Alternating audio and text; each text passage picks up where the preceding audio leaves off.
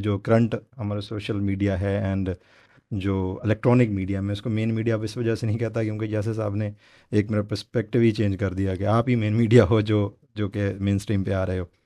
तो जो इलेक्ट्रॉनिक इस वक्त जो करंट हमारे ड्रामाज और एक्सेट्रा ये सारी चीज़ें चल रही हैं, या ये हमारी नौजवान नस्ल को किस तरफ लेकर जा रही हैं? डू यू थिंक के they are like a positive mindset के साथ हैं या नहीं?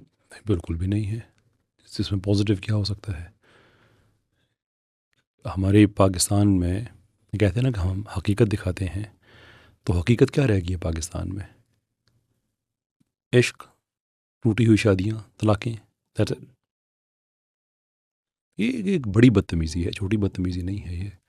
लेज़ी लोग हैं, क्रिएटिव नहीं है, इमेजिनेटिव बिल्कुल नहीं है।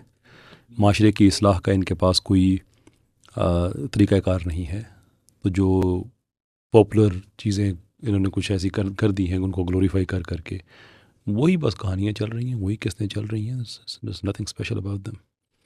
ठीक सर। इसी के चलते सर एक ड्रामा आया था कुछ टाइम पहले, बरज़ख, और उस ड्रामे के ऊपर सबसे पहला जो एक सीवियर किस्म का स्टांस था वो कैसर अमर राजा साहब की तरफ से आया था। बाकी वैसे वो क्या कहते हैं ना, बहती गंगा में बाकी सब लोगों ने फिर हाथ उसमें। नहीं नहीं, आई थिंक ये थोड़ा सा अनफेयर सर बात मैंने जो है।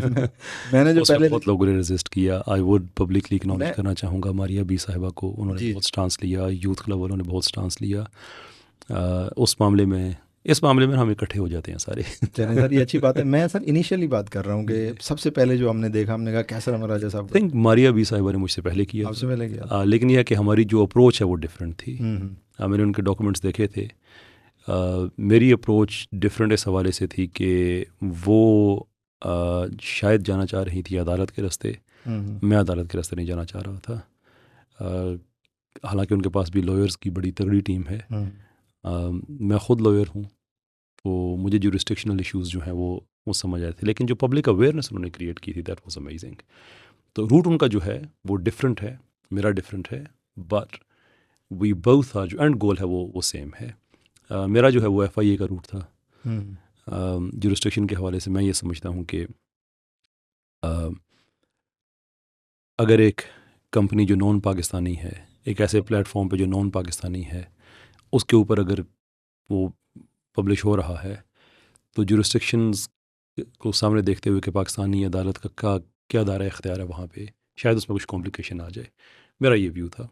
लेकिन ज़ाहिर सी बात है कि उनका जो जो लीगल एडवाइस थी वो इससे डिफरेंट थी कि नहीं, ये फिर भी किया जा सकता है। And lot of that is true as well कि वो किया जा सकता है। तो उन्होंने वो रूट लिया, मैंने FIA का रूट लिया।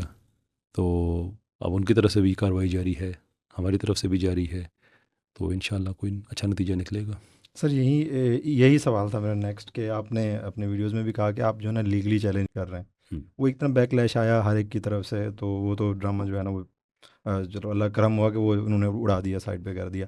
लेकिन सर उसके ऊपर फिर लीगली आप फर्दर मूव हुए या नहीं हुए, या आप फिर से स्टिल वेट कर रहे going on, still going on. वो ख़त्म तो नहीं हुआ।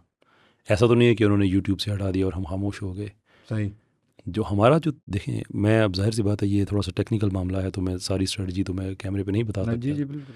लेकिन अगर हरामकारी का रास्ता रोकना है, तो फिर आप अम, जो ऑब्वियस अपेरेंट चीज़ें होते हैं, यानी कि जो बीमारी की अ, जो सिम्पटम्स होते हैं, आप उनको ट्रीट नहीं करते हैं, आप हम्म। बीमारी को ट्रीट करते सही। हैं।